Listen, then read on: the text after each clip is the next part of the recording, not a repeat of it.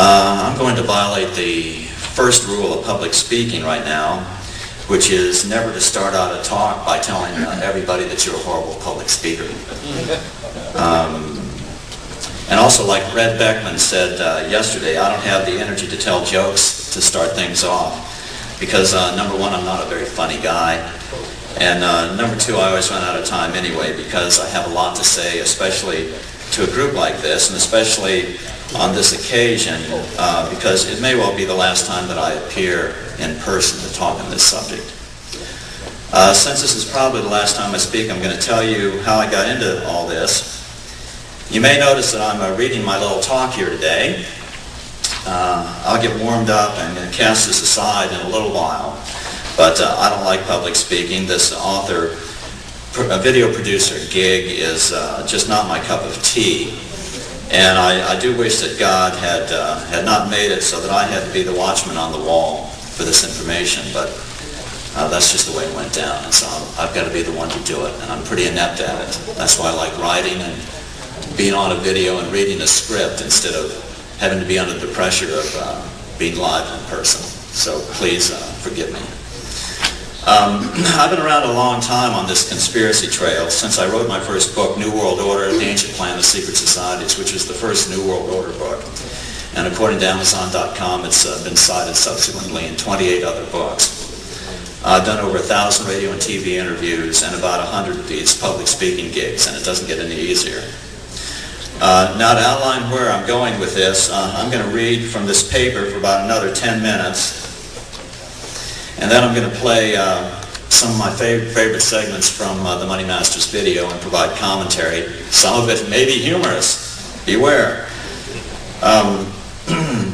In order to drive home my most controversial point to this group, one which I guarantee 90% of you are not going to agree with, at least initially. I just want to ask all of you to please try to not be too distracted by me reading instead of talking to you. First of all, I want to start off with a brief quiz. And that is, how many think that a fiat currency is a bad thing? A show of hands, please. Okay, so let's say that's about 70%. And how many think that a gold-backed currency is a good thing? Now, I'm not talking about exchanging gold and silver coins in payment for goods and services. I'm talking about what the Constitution refers to as emitting bills of credit that are in some degree backed by gold or silver. How many think that that might be a good idea? About the same percentage. Let's call it 70%. And how many think that the current administration of President Bush is an evil influence? About 80%. And how many think that our government in this country on the whole is an evil influence? My goodness, even a larger percentage. And how many think that government, how many think that government in general is an evil influence on the earth? In other words, a more anarchical view. And about maybe 40% of you raise your hands there. This quiz will be graded. And how many have seen my video of the Money Masters? Well, that's encouraging. Maybe about half. And how many even knew that I wrote books? Maybe about 10%. And how many agree with the following, which was a recent poll done in Great Britain? Number one, it's okay to use suicide bombing against innocent civilians to achieve political goals. Nobody. Well, that's hopeful. Interestingly enough, in this poll, 8% of Great Britain thought that it is okay. What percent? 8%. Now the second part of it is, the second question was, it's okay to use suicide bombing against Jews. How many think that's true? None. Well, that's good. Guess what percentage of the British population thought that was okay? 37. That was a poll taken 1 month ago. This is the face of Nazism, folks. It's scary. How many think we should be fighting Islamic fascism in general? Maybe 10%. Okay, now let's review. How many think fiat currency is a bad idea? The correct answer, according to your esteemed professor, me, is that there's nothing wrong with the fiat currency. It works great. In fact, the only time it hasn't worked was during times of war. And you'll never stop a nation from printing too much money for self-preservation. No matter what laws you put in place, that's just not going to happen, so you have to build in a war exception to a flexible currency.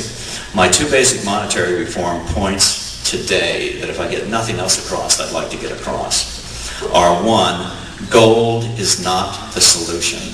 Gold is the problem, has always historically been the problem.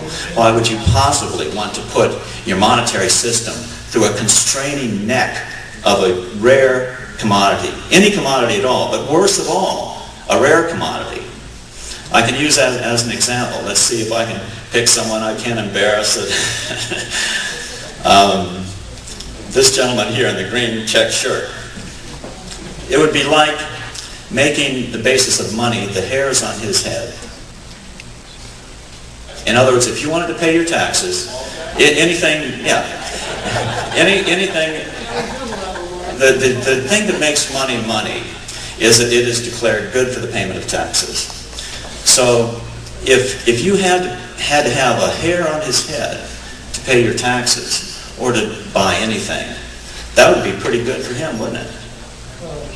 All of y'all would have to go to him and give him whatever he wanted for a piece of his hair. Right, and every time he went to the barber, which is probably pretty rare, but every time he went to the barber, what would happen? There'd be a humongous line of hundreds of thousands of people gathered around that barber shop to try to get a piece of his hair. Why would you want to put your monetary system through a constraining neck joint of a rare commodity? It just doesn't make sense. And throughout history, you can see time and time again this battle between the goldsmiths trying to make money based on gold. Why? So that they can buy up the quantity of gold, so that they can make their gold coins either scarce or plenty, creating depressions or recessions. It's just another way to control. And that's what I'll show with the video today. That's the main point I'm going to focus on, because I know all of you all are looking at me like right now like, heresy! There's heresy in front of us, but it's true. Okay.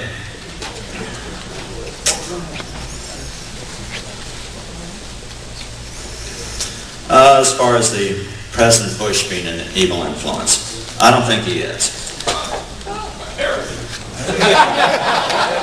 All of these questions are heretical questions, and all ones which you're going to disagree with. And so I don't care if I sell another book or video today. But you know, I've got this watchman on the wall responsibility, and if I don't tell what I think is the truth, then God's going to hold me responsible. So that's what I'm going to do.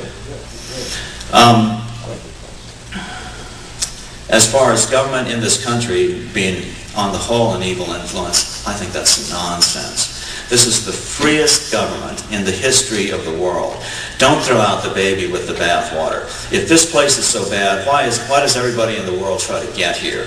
Throughout the history of this country, that's been the case. This conference could never be held in half the countries of this world. The mistake many of us make is that we're holding the current implementation of the constitutional system dreamed up by the founders as the standard of perfection, and it is. No government system has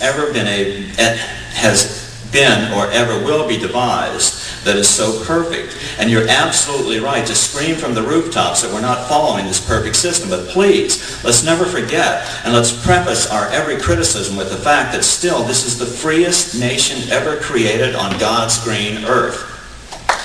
Right. 1 million Americans have given their lives to defend that freedom. And let's never dishonor that sacrifice by these great Americans so that we can sit in a room, an air-conditioned room like this, in comfort, and try to hold our current government to this nearly perfect standard. I just think we lose track of that in our criticism, and I don't think we should. I think we should preface all of our criticism with the fact that it's still the best system. But let's just try to return to the perfection that was originally envisioned.